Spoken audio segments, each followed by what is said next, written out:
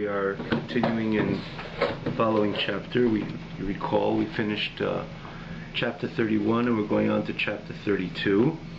I want to give a little bit of introduction precisely to chapter 32, about chapter 32, that this is one of the fundamental prakim chapters in Tanya, as it deals, namely because it deals one of the fundamental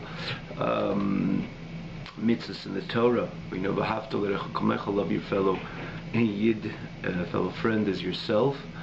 The Rabbi Akiva Omer, Amar Rabbi Akiva zeh klal gadol b'Torah, becomes a great rule and again a basis for all of Torah. It's a great rule in Torah, to be precise, in Rabbi Akiva's expression. Then you have Hillel famously said when the so-to-come convert came into him and he said he wanted to convert himself and he wants to hear the Torah on one foot, and Rabbi Hillel said, what is despisable, what is hateful, what is something which you don't appreciate, don't do to another person. And the rest of the Torah is all pirusha, whole explanation to all this, which you see time and again and throughout the entire Torah, through the entire Talmud.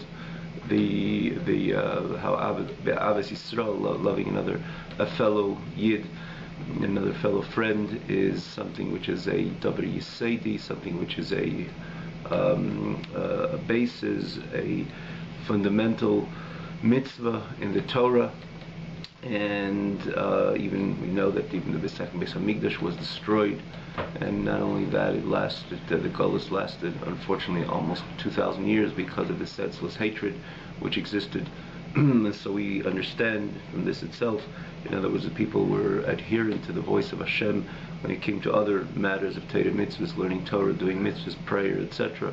In this very mitzvah, they compromised, and that's, you see how important it is to Hashem that to the extent that Hashem, again, in contrast to the first Beis Hamikdash, when we were weak in all the above, in Torah, Avodah, Gemilas Chasadim, learning Torah, in our service, in our prayer, in our Gemilas Chasadim, and Hashem put us into exile, but it only lasted 70 years, relatively, in the face of almost 2,000 years. We will see over here, and then conversely, in the second Beis Hamikdash, they were careful with the three principles, the Torah, Avodah, Gemilas Chasadim, generally, but they were lacking in Avos Yisrael, lacking in loving a fellow friend, and which again, which led us to such a deep and complicated and painful galus for so many years, which again demonstrates yet once again in the so many examples which the Torah gives in Torah Shebiksav and Torah Shebal Peh, points out the essentiality of this mitzvah of Avos Yisrael, loving a fellow friend, of loving a fellow yid.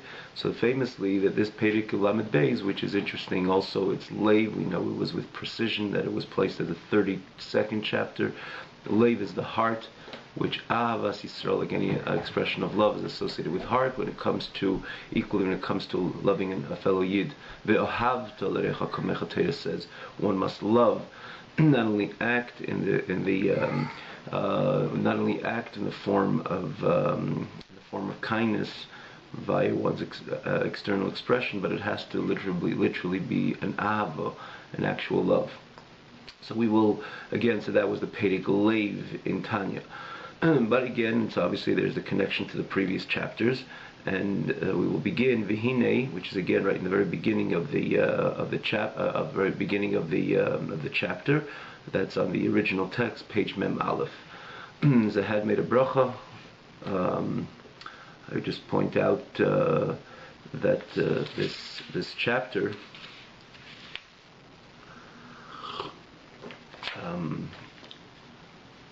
the Alter Rebbe so eloquently points out what stands behind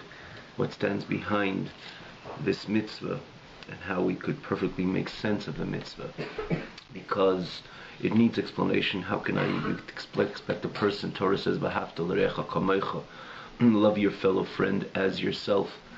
It's like the Yerushalmi actually asks. It's kind of impossible. You could love your fellow friend, but how could you demand kamecha, like yourself, men, the self-love, a self-contained love which exists within every person as a human being, is something natural, and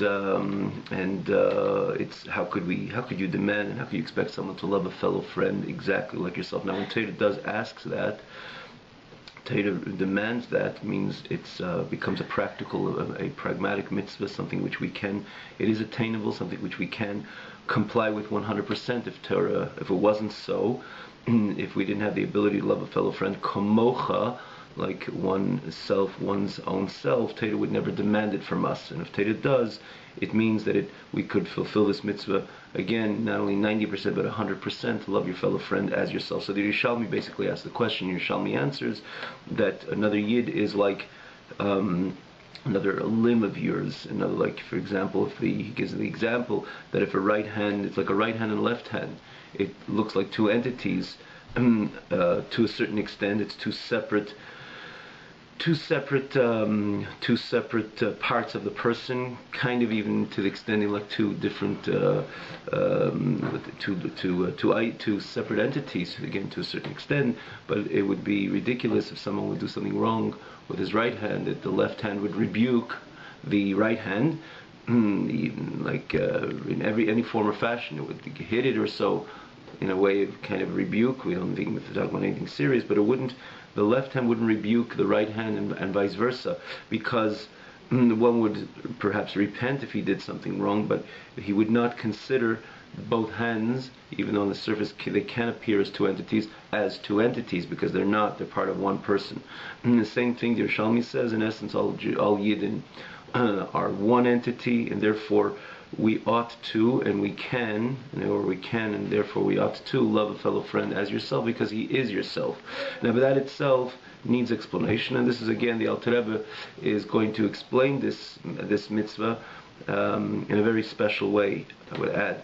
Behine, at the very beginning of the Perek, Alidei Kima Dvarim Hanal, through fulfilling this above mention, which again, when we say Haniskarim Hanal is Haniskarim La'el, mentioned above, this includes the chapter 29 and chapter 30, the chapter 29 and 30, and 31, where the Alter Rebbe points out that a Yid has to divide the reaction to and towards his animal soul, that he is, from his perspective, the animal soul and the bodily desires, the animalistic desires, and to divide that with the simchas hanefesh, with the joy and elation of the soul, referring to the nefesh elikis, the godly soul, and its important and special and auspicious type of opportunity it constantly has, or that constant auspicious opportunity, these auspicious opportunities to connect with the divine, with Hashem Himself via Torah mitzvahs, which is again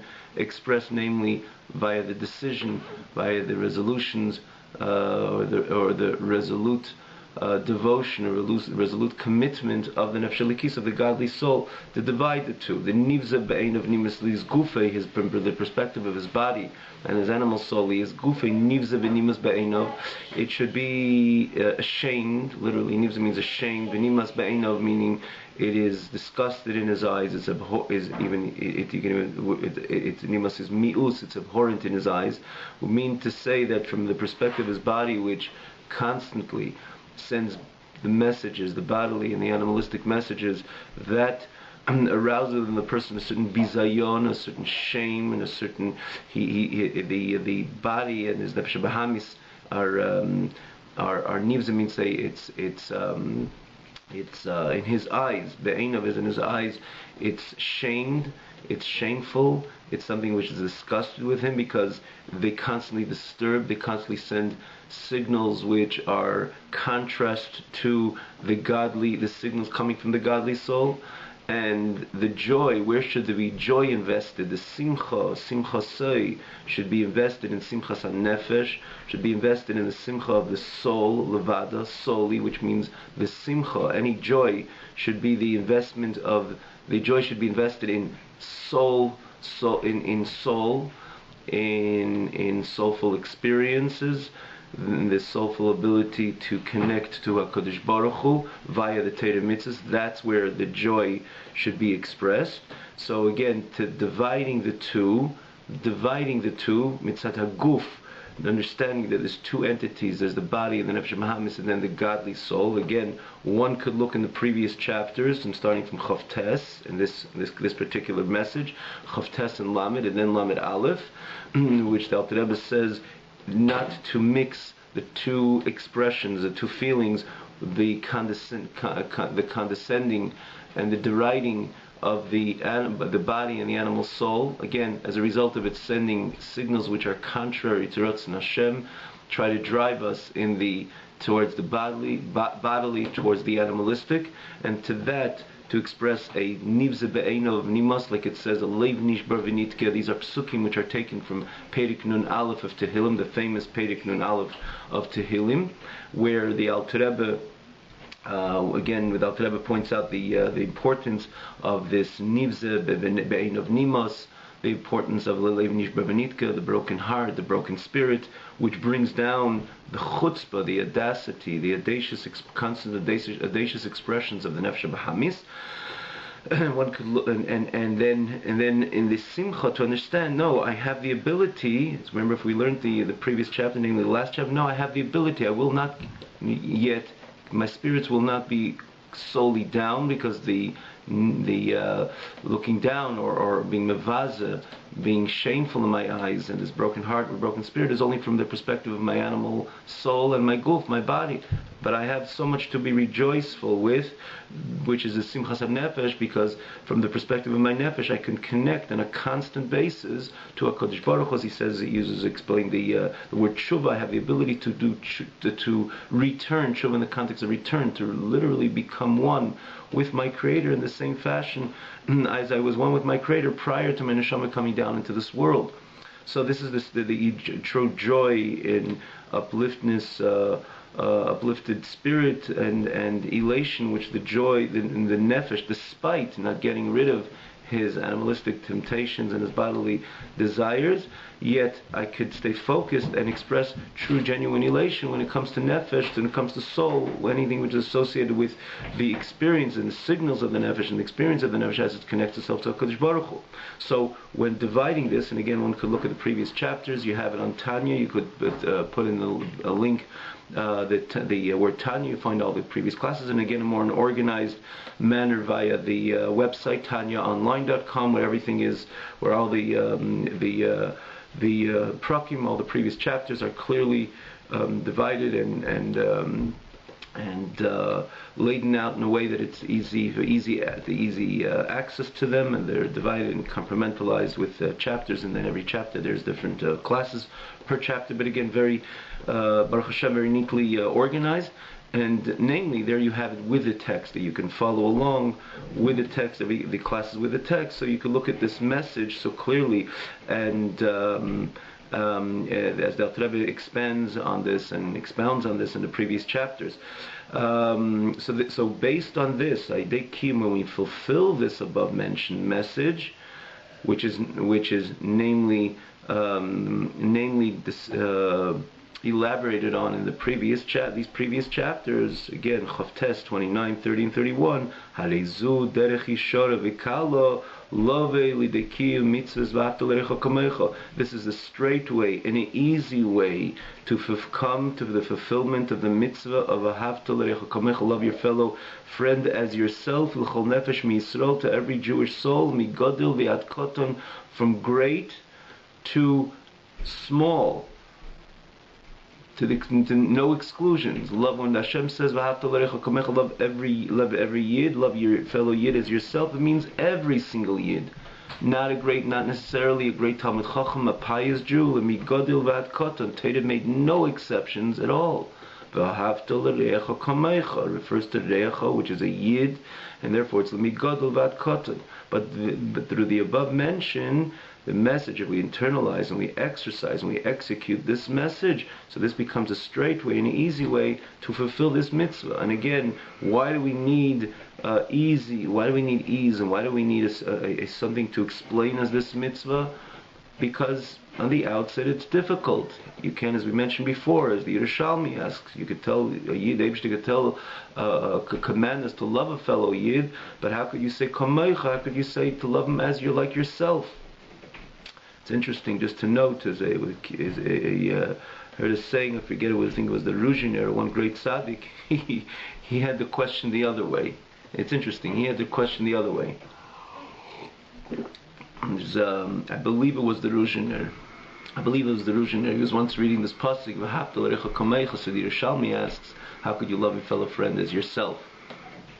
But he said, V'hafta l'recha kamecha, he went, how can I equate the reyacha to kamecha? So when do I love myself? Quite on the contrary, I despise myself. And so much easier to love another person, to love another yid, even much more than myself. Kamecha, he said, or feh, or not chas v'shalom feh, but he didn't understand. He was on such a level that the reyacha was, when he thought about another yid, he looked at another yid as Kodesh Kadoshim, Kamecha. He never considered him. In his own eyes, he was so insignificant. He didn't understand the pasuk. How could Tatus say, how can I love a fellow friend, Kamecha? I have to love him so much more because Kamecha. Reyacha Kamecha, he said. Kamecha, he didn't consider himself anything. He was a great tzaddik, but because he was a great tzaddik, naturally, he didn't consider himself. He didn't give himself any importance, no significance, and quite on the contrary, he despised himself to a great degree. In other words, it stood complete bittul to HaKadosh Baruch Hu, complete self-nullification. So there was no self. And therefore he felt that Reyacha deserves true love as opposed to Kamecha. So he asked the question, but again, that's a certain level in Avodas Hashem, something which is special. In this case, again, if I believe it was the Ruzhiner, which was known to be one of the great tzaddikim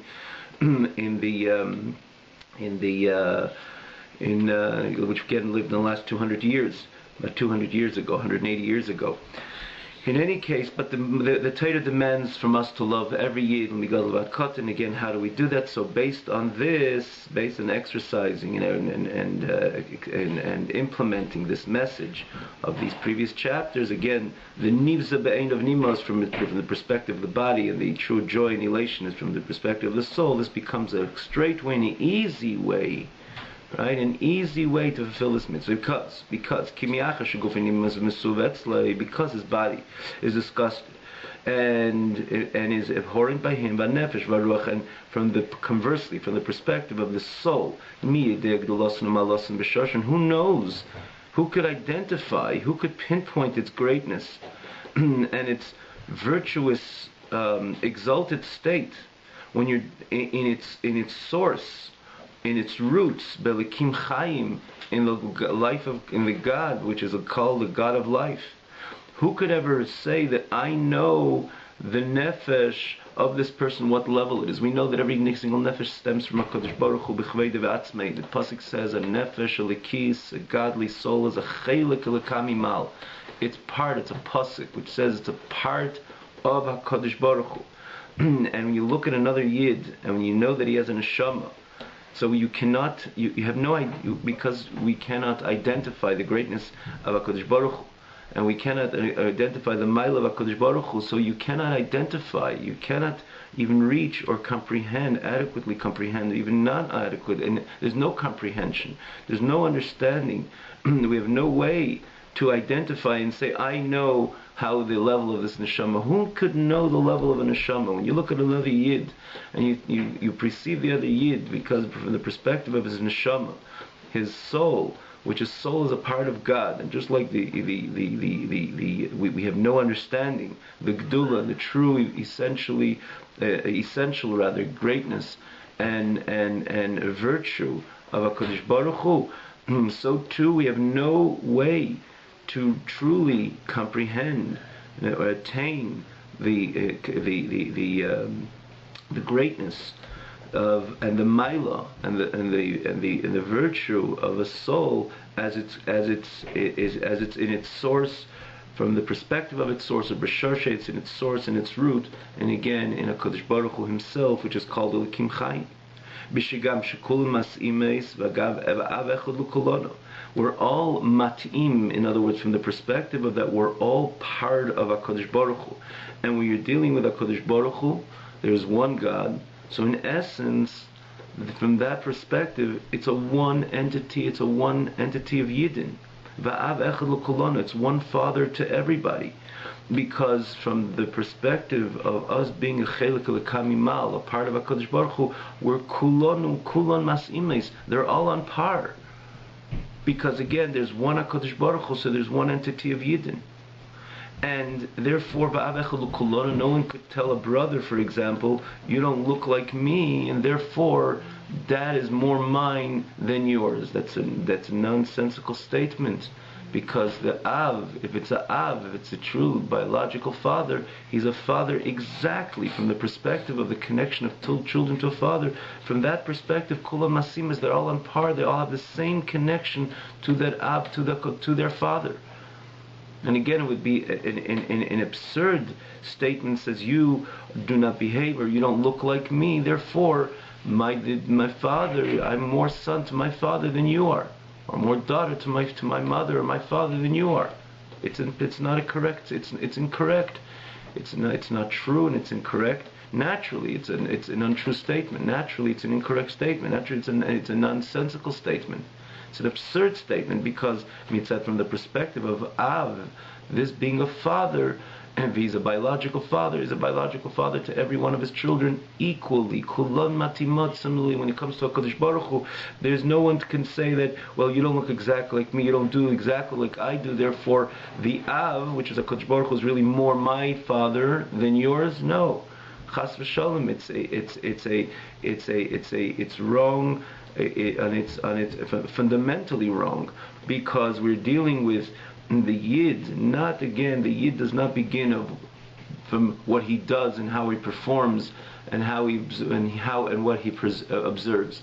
The Yid is the Yid is from the perspective of the true Yid is his neshama. And from the perspective of the neshama is a chelik l'kamimal. It's part of HaKadosh Baruch Hu. And if it's part of HaKadosh Baruch Hu, Av echad l'kulonu, you have one father to every single Yid, l'migadol vat kotan, v'lachein, from great to someone who's not so great or even lower than that. V'lachein yikru kol Yisrael amachim mamash, and therefore all Yidden are called brothers. Mamash means truly brothers, not just kind of a statement we're all brothers, but be'etzem we are essentially brothers, because in such shadish nafsham b'Hashem echad, because of the source of the nefesh in the one Hashem. The only thing is that the only thing is that the bodies are separated. And so what if the bodies are separated? So this is really the challenge, and this stands with behind the mitzvah. What are you looking at? What is significant to you? If body is significant to you, in other words, in your own life and in your own even observance and in your own avodah, in your own service to God, body stands. In other words, the emphasis is on the guf, or perhaps your non-service to God. In other words, in your relationship with HaKadosh Baruch Hu, when body is the emphasis is on guf, is on body, it will be practically, virtually impossible to fulfill this mitzvah of ahavta l'recha kamecha, because it's true mitzad neshama, from the perspective of neshama, we're truly one, and we're truly brothers. And you even say this, it says over here really two things over here. We're brothers, but more than that, from the perspective of the shadish, just like children, from this perspective of the shadish and makir, in other words, their source and their roots, they are one entity. Similarly, all Yidden are more than brothers; they're one entity because they come from Hashem Echad. And just like there's one Hashem, there's one Am Yisrael, there's one entity of Yidden. But even on the surface, as we become separate neshamas, kaviyachol, it's achim mamash, it's brothers. And again, the Rebbe adds mamash because it's taka true. It's not just like we're brothers, we're Yidden b'nei Yisrael, we're brothers. We are be'emes mamash brothers, because we come from Hashem Echad, and Hashem is one, Yidden are one entity. And the only thing is, this neshama did not remain on the level of neshama, and that's where the difficulty comes in. This neshama entered a body, and the body is different. One body is not identical to the other. And biologically, we're all, from the perspective of bodies, not necessarily we're brothers. There's a family with our siblings, brothers and sisters, and another family which are not brothers and sisters. Biologically, we're talking about from the body perspective, and then you have people which are b'chlal very distant, and people who from the people who, especially when I look at the Yid and I don't find favor, and I can't find favor for whatever reason, which that itself is questionable. Why shouldn't we find favor in another Yid, even in the way in his conduct? But even if I do not find favor in another Yid, and I say, look, from the perspective of Neshama, I have no problem loving him, but at the end of the day, this Neshama did not remain divested from anything, from guf, from investing in another entity. The Neshama entered the guf. So if the Eibishter would tell us, as again, a Neshama divested, theoretically Neshama divested from a body, love your fellow, every single Yid as yourself, then I understand, because the other Yid is myself, because we're both a Chelik Elokam Imal, we're both part of HaKadosh Baruch Hu, Hashem Echad, so in essence, we are essentially one. But it did not stop there. Neshama entered into a body. So that's where the question, again, that's basically the question of Yerushalmi, as we read the Pasuk, the Eibishter tells of not on the level of Neshama, the way it's divested from a body, prior to its entering into the body. It's after the Neshama entering into the body, so then the Gufim become chulakim, the bodies become separate.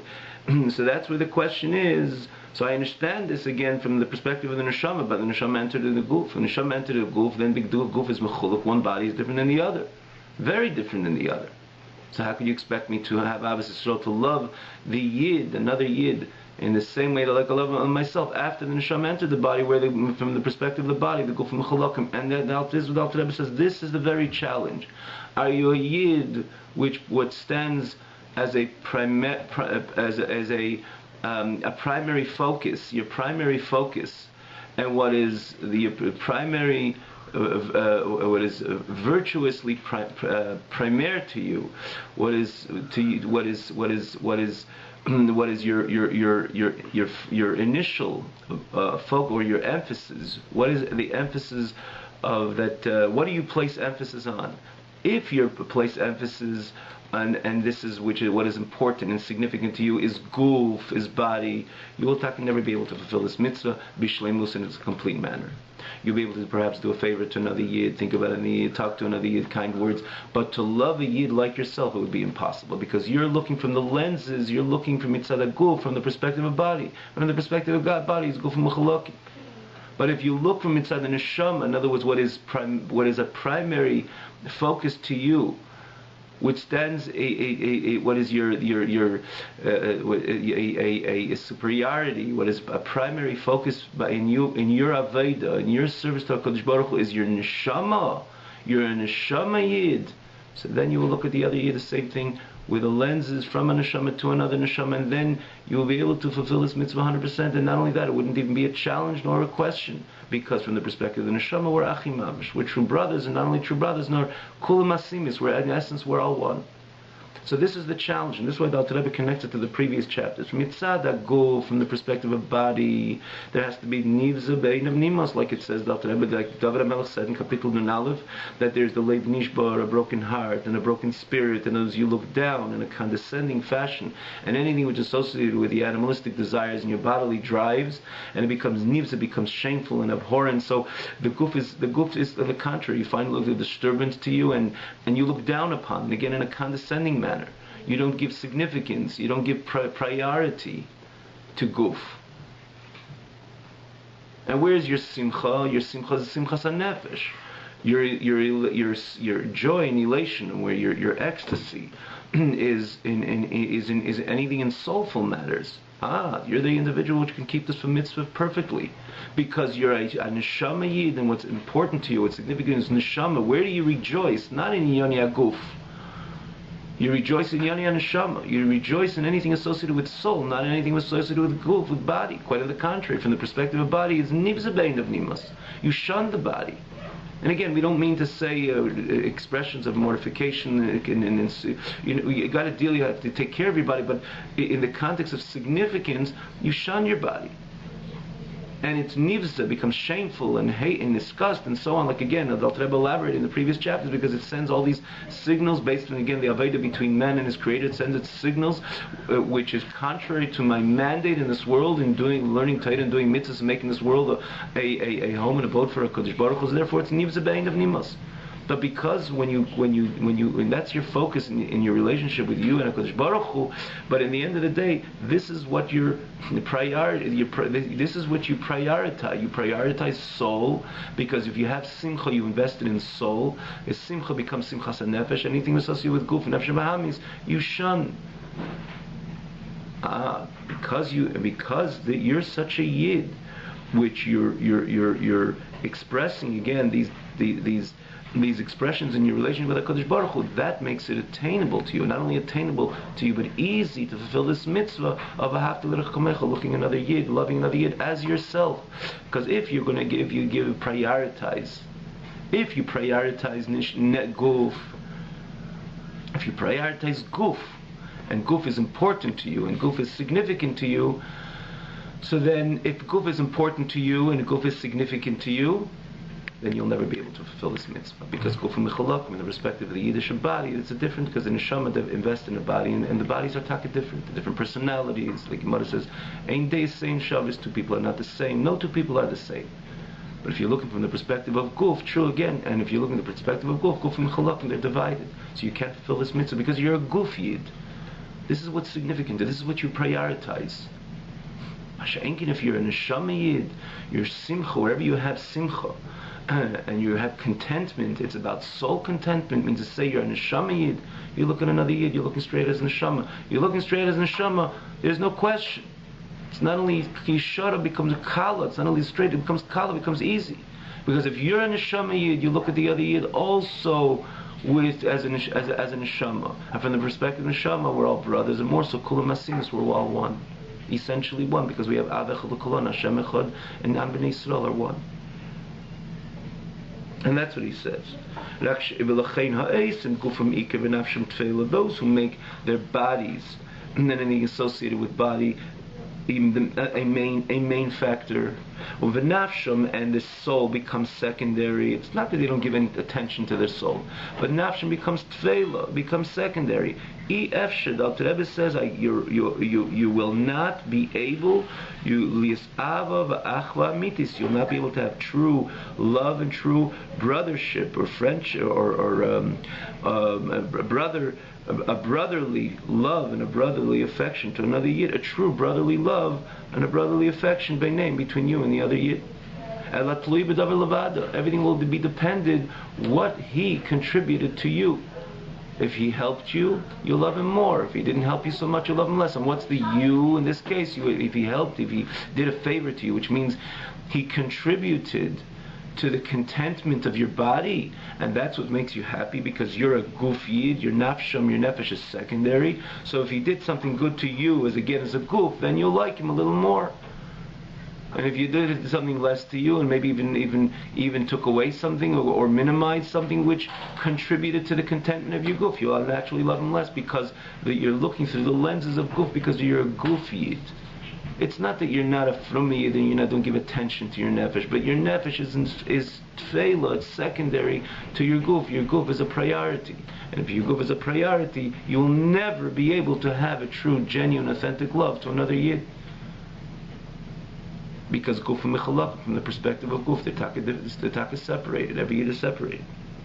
As opposed to for your nefesh yid, your simchas nefesh yid, there's no shayla on the outset. The Alter Rebbe doesn't even have to return to that. It becomes so obvious over here. In other words, even in this phrase, this becomes so obvious. You're a nefesh yid, you look at another yid as a nefesh. You look at the other as a nefesh, which is a neshama, which is a chelik il-kamimal. One Eibush, me and him are essentially and truly one. This is what Hillel HaZaken,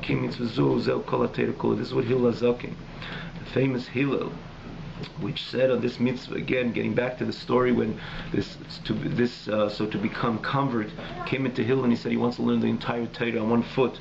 And Hillel told him, love what you despise. Do not do what you despise. Something to be done to you, or this which is despised, this which one would theoretically do to you, and that a despised action, do not do to another fellow yid. And he said that's the entire Torah, and the idach pirushahu, and the rest of the Torah is just explanation of that. And how did Hillel say that? We know Hillel wasn't just kidding around. Hillel was Hillel Azakin, and someone came into him. And again, if we know when he came into Beis Shammai said, "How could you learn the whole entire Torah on one foot?" There's so much more to Torah. Even a convert which comes to convert, we don't spill out. We tell him the 630 mitzvahs. We don't spill out all the mitzvahs, but nonetheless, at once, as the Rambam says, is brought in halacha based on the Gemara, that we teaspoon him the mitzvahs, but it takes certainly much longer than standing on one foot. So how did Beis Shammai? So how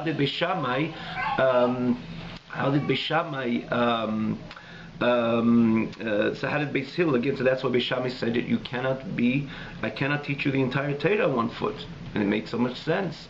Because again, even though we don't spill out the entire Torah mitzvahs, but even this which we do expose the convert to, or so to the becoming convert to, takes more time than standing on one foot. He came into Hillel. Hillel said, "No, what the Sani Lach, something what you despise, don't do it to another person," and that's the entire Torah. The rest of the Torah is Pirushu. And Hillel again was Hillel Azakin. He meant every word he said, because Hillel was really telling him, that individual, and to every single Yid in his times, and every single Yid in the generations to come, this is indeed the entire Torah.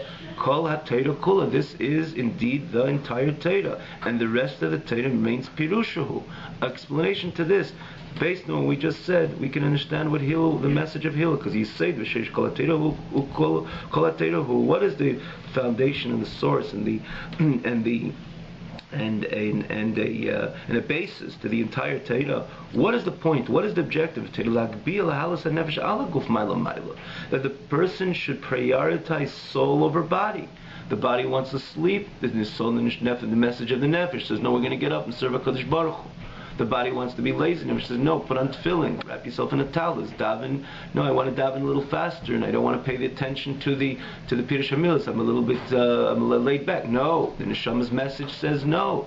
It's about exercising Neshama experiences, davening, learning, starting from doing Negel Vaser and getting up and saying Meidani and putting on tefillin and going to shul, and then I want to maybe run somewhere else. No, I'll stay for a shir. The whole Torah, again, this is the Lulav and Esrog and the Shofar. The whole Torah is about elevating the nefesh over the guf, prioritizing the nefesh over guf. Ad ikra v'shosha d'cholalmin, to the source of all ilamis, of all worlds, which to HaKadosh Baruch Hu. This is the point, and this is the objective of the entire Torah. And again, as we see it, I'm saying it on the most simple, elemental level, when there's the constant conflict between body and soul. The body wants to do one thing, and the soul says no. So every part of Torah may be in the positive mitzvahs, as again in the examples we said, I want to sleep, no, I'll wake up, and I want to walk around, no, I'll do Negel Vaser first. I want to do stam, sit around, no, I'll go to shul. In other words, it's all about prioritizing the neshama over the guf. It's the whole. That's the objective of the entire Torah. So to mitzvahs leises, the body has sends a signal to speak that, do that, think that, and so on. The Torah. And the Yid fulfilling the mandate of Torah says no. So because that's the entire Torah, that's the whole point of Torah. To elevate, to prioritize the neshama over the guf, and to elevate the neshama. That it should be that it should be able to express itself fully as it leaves. In other words, as it ejects from the bodily desires and the animalistic desires that comes to the Nefesh Mahamis, and it elevates itself at Ikra V'Sharsha the Cholam, to the source of everything and of all worlds, which is HaKadosh Baruch Hu. And that's the point of Torah. And the point of Torah is to draw the infinite light of HaKadosh Baruch Hu amongst Yidden. That's the point of Torah. Commissions Bar Lakam, like we're going to explain later. That means to the source of all the neshama of all Yidden, that the Eivishter Hashem should be one with the neshama of the Yid, echad be'echad, which means the achdus of Hashem should connect with the Knesset Yisrael, with Yidden. That is the objective of the Torah. So now we can understand why Hillel Azakin said, "Love your fellow friend. What is despisable to you, don't do to your fellow friend," because this is what Torah is all about. To look at another Yid from the perspective of Nefesh, because the whole point of Torah is to bring the neshama closer to HaKadosh Baruch Hu, to elevate the neshama Firstly, to prioritize neshama over guf, but more than that, elevate. Again, the lashon Alter Rebbe is lahagbiya, to elevate the neshama. The neshama should become one with its creator. And again, this is what Alter Rebbe is alluding to, what we said in the previous chapter, and that's the point of tshuva, which comes through Maisim Tevim. If you remember the Alter Rebbe's Pirush Tshuva, even the literal Pirush of Tshuva, Maisim Tevim is repentance and then good deeds. But the Alter Rebbe says the Maisim Tevim itself is the Tshuva, because Tshuva, Ruch Toshav Elokim Hashem, Son and Neshama came down in a plunge into a body, and it can get really involved and tainted in the bodily reality. The point of Maisim Tevim, learning, he learns Torah and does Maisim Tevim, that he ejects the Neshama from the Guf, and it elevates the Neshama higher and higher. Tshuva, Ruch Toshav Elokim Hashem, Son, becomes one with HaKadosh Baruch Hu. That's the whole point of the entire Torah, and every part of Torah a person learns. It's again doing tshuva, means to say he's returning the neshama to its source, to HaKadosh Baruch Hu, reuniting with HaKadosh Baruch Hu. As he explained, he gave the example as a prince which was completely involved in captivity and involved in lowly involvements, and then he is freed and is able to unite with his father. And that's the experience of every piece of part of Torah that Yid learns, and that is the experience of every mitzvah that a Yid performs, that he returns, he's magbiya as nefesh, he elevates his nefesh from the confinements of the guf, from the nefesh mahabs, from the body and the animal soul, and he returns it to HaKadosh Baruch Hu, to become one with HaKadosh Baruch Hu. Again, that's milmata l'mayla. And again, the point of Torah is as well from milmayla l'mata, from HaKadosh Baruch Hu, in order to draw the infinite light of God. Blessed be He, be Knesset Yisrael. The Yidden should become echad be'echad, one. So that's the whole point of Torah. So now we can again understand why Hillel told him that to love a fellow Yid, that is the entire Torah, because Torah is about Achdus, Torah is about unity, Torah is about oneness, Yidden together, the oneness of HaKadosh Baruch Hu with Knesset Yisrael as one. Yidden stand as one entity, and Yidden through their Avodah elevate themselves and connect with HaKadosh Baruch Hu, with the actus of HaKadosh Baruch Hu, lemevi echad be'echad.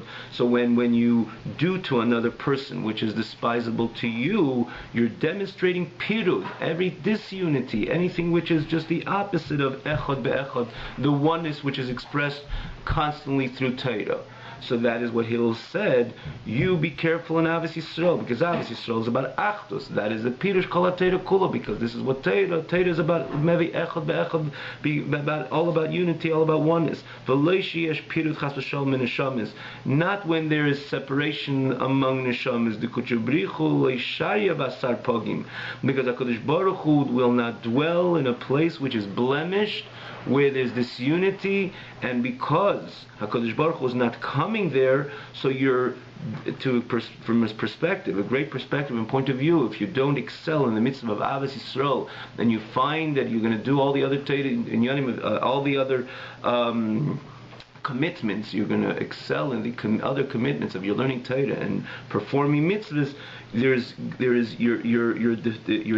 disturbing, or you're interfering rather, with the objective and goal which is supposed to come as a result of your learning Torah and of your doing mitzvahs, because it's about Achdus, about HaKadosh Baruch Hu uniting with Knesset Yisrael. And HaKadosh Baruch Hu is not ready to come into blemished territory. If it's blemished, which means if you cannot align yourself, you cannot coincide with another Yid, you're demonstrating disunity between another Yid. HaKadosh Baruch Hu says, I'm not coming in there. So what is the point of your whole Torah mitzvahs? Is to bring that Achdus, that Echad be'echad, when that Echad, which is Hashem, the infinite light of HaKadosh Baruch Hu, says, I cannot come into blemished territory. So if there's pirud by neshamas, if there's separation of neshama, if we do not excel again in this mitzvah, obviously Yisrael means to say there's pirud, there's separation between the neshamas. HaKadosh Baruch Hu is not ready to come, so HaKadosh Baruch Hu is not ready to come. You're compromising on your whole observance of Torah mitzvahs. You're compromising on your whole commitment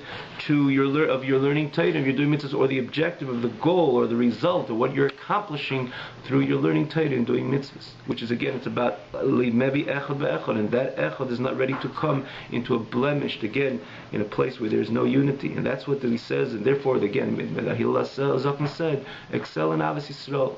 So Yixel and Avos Yisrael, you're bringing about your calling. That itself is inviting HaKadosh Baruch Hu. Because HaKadosh Baruch Hu will come into a place which is Achdus, where there's Achdus. This is Kol HaTeira Kula because this is the point of Teira. The point of Teira is to elevate the Neshama. The Neshama should touch the Divine to become one with the Divine. And again, from the perspective of the Neshama, as it ascends on high, Tshuva, Tashuva, Shenasana, and then Milmayla Lamata, as HaKadosh Baruch Hu's the interest, divine interest, to become one with Yidden, to become one with every single Yid, to become one with Knesset Yisrael as a whole. That's the point of Torah mitzvahs. But if there is separation between one Yid and another Yid, you're interfering with that Echad bi Echad. So that's what he told him. You excel in Avos Yisrael, which is despisable to you. Do not do it to another person. The other Yid should be, in your eyes, like yourself. And again, with this beer, because he essentially is yourself. And more than that, Kulam Masimas were one entity.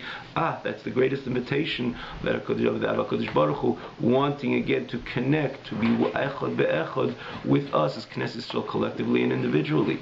And that's what the whole point of Torah mitzvahs is, as we explained again, lemevi echad be'echad, to become one with HaKadosh Baruch Hu. And this is what we say every day in davening. In every single day davening in Sim Shalim, we say that blesses HaKadosh Baruch Hu together as one with the light of your face. That's the literal meaning. And it's explained elsewhere by Barichus in length, the Pirush which the Alter Rebbe is alluding to. What is the Pirush the Alter Rebbe is alluding to?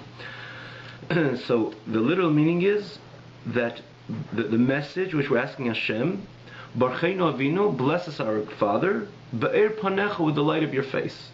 Kulani Echad, because we're all together, we're in shul, davening together, Allah. Oh, Am Yisrael are davening together, or all Am Yisrael as an entity. Please bless us. Alter Rebbe says there's an inner meaning, a different pirush to it. Again, this is the simple meaning of this request. This is the simple meaning of this beseech, this prayer. Hashem bless us. Hashem, you're our Father. Bless us with the light of your face. Alter Rebbe says there's a different pirush to it. That Barcheinu Avinu, Kulanu ki echad, paz. That when is there the bracha of our Father is solely when Kulanu ki echad, where we all stand as one. And again, this bracha will be Be'er Panecha, with the light of your face. Not only Barcheinu Avinu, blesses HaKadosh Baruch Hu, Kulanu ki echad, again, as we're all one, Be'er Panecha, with the light of your face. Barcheinu Avinu, when are we zeicha? When can we have the blessing of you, our Father? Is Kulanu ki echad, solely when we will be as one. Because if we're not as one, HaKadosh Baruch Hu leisharye basar pagim. HaKadosh Baruch Hu does not dwell in a place which is blemished, when there is missing achdus, where there's missing unity. So if you want the Barcheinu Avinu, you want the blessing of HaKadosh Baruch Hu, it's precisely Kulanu ki echad. And you know what kind of blessing you're going to get? You're going to get the Eir Panecha, the light of the Pnimi, is the inwardness of HaKadosh Baruch Hu. But that comes with the condition of Kulanu ki echad, based on this explanation. Because when there's the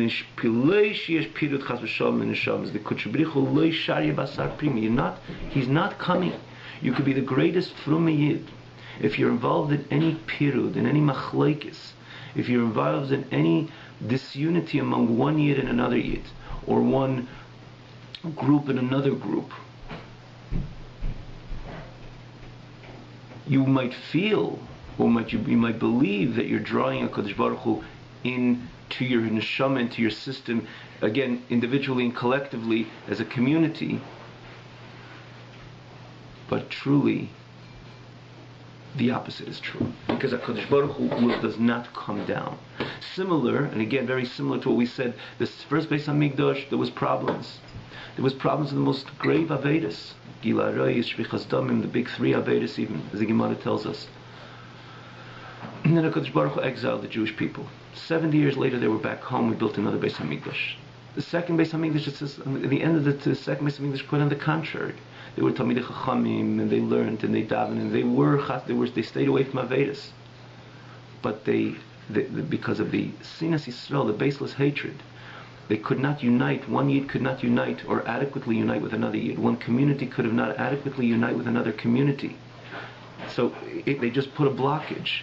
HaKadosh Baruch Hu says, I'm not coming. And Rahman al-Islam, the destruction of the temple of the Beis HaMikdash and the exile of Am Yisrael is consequent. It's just simply mathematical. it's just 1 + 1 is 2. The way the Yidden succeed and more so thrive is constantly through the energy, the overt energy, where HaKadosh Baruch Hu invests within Am Yisrael. And again, when HaKadosh Baruch Hu is there, Yidden are afloat beyond over all matters. They have no problem. I mean, HaKadosh Baruch Hu is not only ready to, but he demonstrates clear and overt miracles if need be on a constant basis. And certainly our temples are not burnt and we're not exiled because HaKadosh Baruch Hu is together with us. Echad be'echad. You have the Echad of HaKadosh Baruch Hu, the Ein Sof, the infinite light of HaKadosh Baruch Hu, together with us. There's no exile. How could there be an exile? HaKadosh Baruch Hu is one with us. But if we put a blockage to that, and that's what the Gemara says, there was a blockage to that. HaKadosh Baruch Hu leishari, you could daven from today till tomorrow. You could stand long Shemini Esrei, and you could shuckle your Torah, your learning Torah out. And you could believe that you're bringing elokus, godliness, down into your life as an individual or to your community. If there's a problem, if you're involved in any type of pirud, disunity between one yid and another yid, and again, one or two, or a community of another community, you put a formal blockage. HaKadosh Baruch Hu lo yisharya basar pogim. That's what Hillel's message. When that's why it says Barcheinu Avinu. You want the bracha of HaKadosh Baruch Hu. You want that sweet relationship between yourself and God and yourself, and you want the bracha of HaKadosh Baruch Hu to be echad, you have to be scrupulous in making sure that container of kolonik echad, that vessel, is perfect, and excel in that, and not only invest in that, but excel in that, and this should be a main focus. And in order to again receive the bracha of HaKadosh Baruch Hu, you should be able to have the bracha of Avinu, and you should have the Eir Panecha of Avinu. There should be the true Echad B'Echad, and consequently all your Torah mitzvahs will accomplish this which this would ought to accomplish, as opposed to Chas v'Shalom. Again, as we said by the second Beis Hamikdash, they were frum and everything. They were frum and they did everything what they had to do, but nonetheless they compromised. Not only compromised, there was baseless hatred. And then HaKadosh Baruch Hu unfortunately put us into Golus, and this is almost 2,000 years because HaKadosh Baruch Hu lo yisharya basar pogim. And HaKadosh Baruch Hu does not dwell in a place which is blemished. And again, when there's pirud, when there's separation between one yid and another, community, therefore, Barcheinu Avinu, you want the bracha of HaKadosh Baruch Hu has to be kolonu ke'echad, precisely when we're all one. Have a wonderful evening.